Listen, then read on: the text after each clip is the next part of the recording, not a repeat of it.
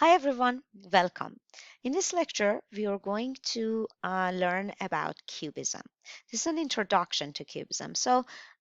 We just want to see what a Cubist painting look like, and we'll learn a little bit about what it does to the tradition of European painting up to that moment when Cubism came to be. So we're going to talk about what is Cubism and what does a Cubist painting look like. Next lecture, we are going to talk about who inspired Cubism and who were the founders of Cubism. So if you're ready, let's start. Now, Cubism started in 1907. It was a modern art movement in which forms are abstracted.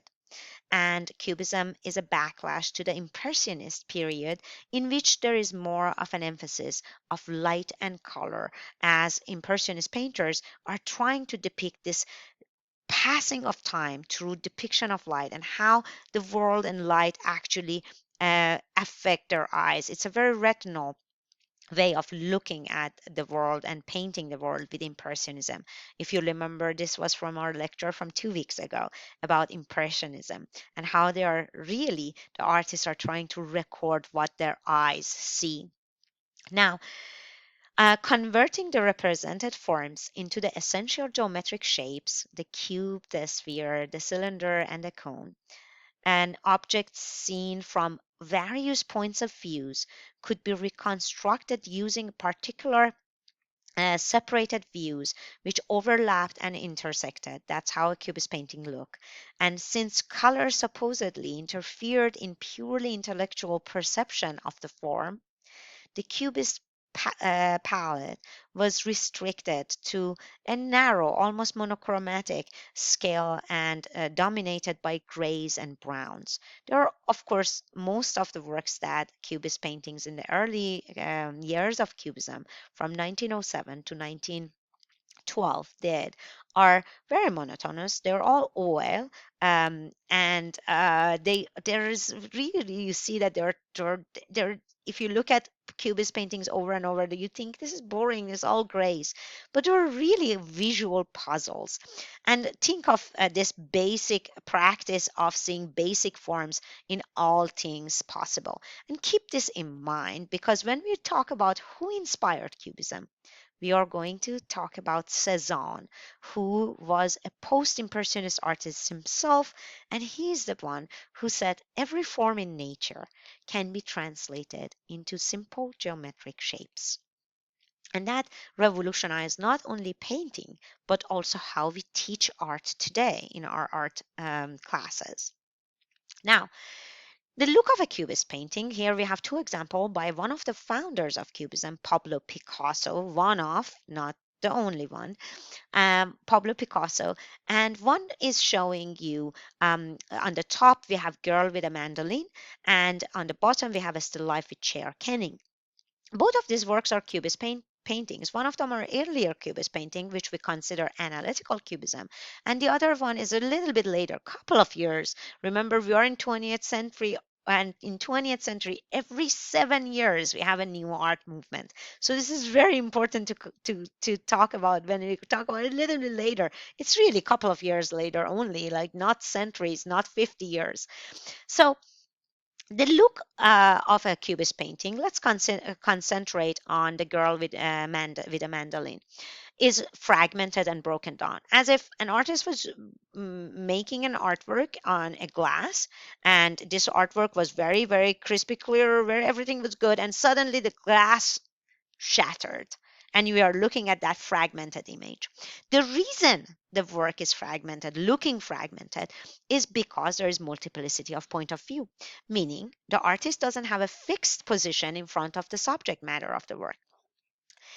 For centuries, especially think of just Renaissance period, we have 3 centuries of Renaissance where artists actually brought down this rule that you are here, your subject matter is there, and artist and the model have this external relationship. You stand here, your subject matter is there, you paint, you draw, you sculpt, whatever you want to do, you do within a fixed point position. Now, this is not what is happening with Cubism. Cubism comes at a time that we are talking about the speed of life. Not only that, we are talking about how theories of relativity and Einstein actually became so popularized that these artists all read about it in popular magazines in Europe and in the United States, and they kept thinking about this, other dimension that exists, and they thought at least painting can be true to what we do. And the way we look at the world is not from a fixed point of view. We are constantly moving. Even when I am fixed behind an easel, I look from behind this easel to my model and I sketch. Every time that look happens, a jump happens. And the cubist itself, we are going to discuss, that has this analytical part and a synthetic part. And the main difference between analytical part and synthetic part is analytical looks more fragmented and monotonous in color, and a synthetic part is when you see more color, and also you see collage, which is cutting and pasting objects, paper. Uh, in the case of this oh, chair canning, it's an oilcloth, and you cut and paste objects from real world into your painting. And this is an important part of cubism, which we're going to discuss obviously in our next lecture.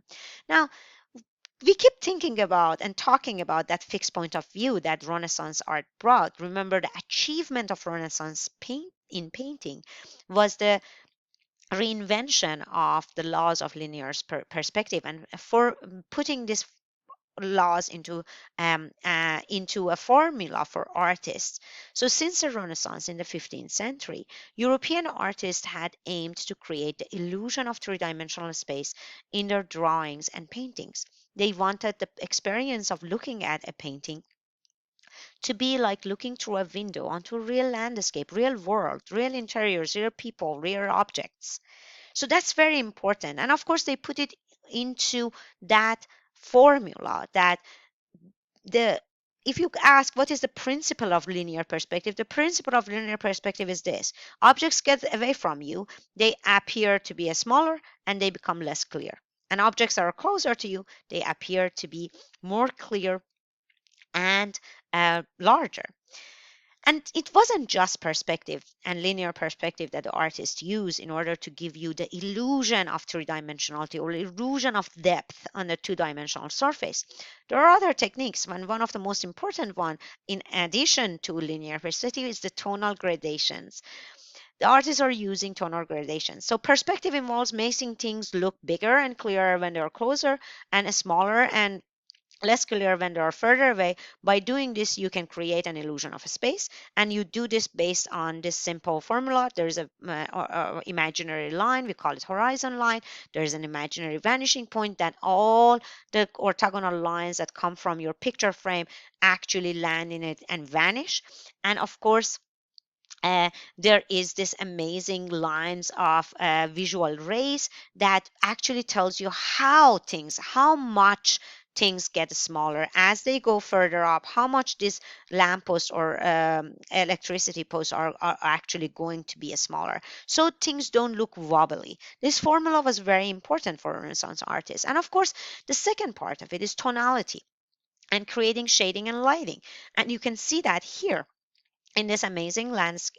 It's still life painting, and which the artist is using shading and lighting in order to not only give you the sense of volumetric quality of objects, but also what those objects are, whether it is glass or metal or edibles. What is it? Is it bread? Is it meat? Is it, and this was very important. And of course, with a still life is very important for cubist painters, because many of them actually paint a still life. And a still life, this is just a reminder, is a work of art that depicts mostly inanimate subject matters, typically commonplace objects, which are either natural, like food, flower, dead animals, plants, rocks, shells, or they're man-made, like drinking glass, books, vases, jewelry, coins, pipes. And here comes cubism. And cubists are having a big problem with that illusion of three-dimensional space on a two-dimensional surface.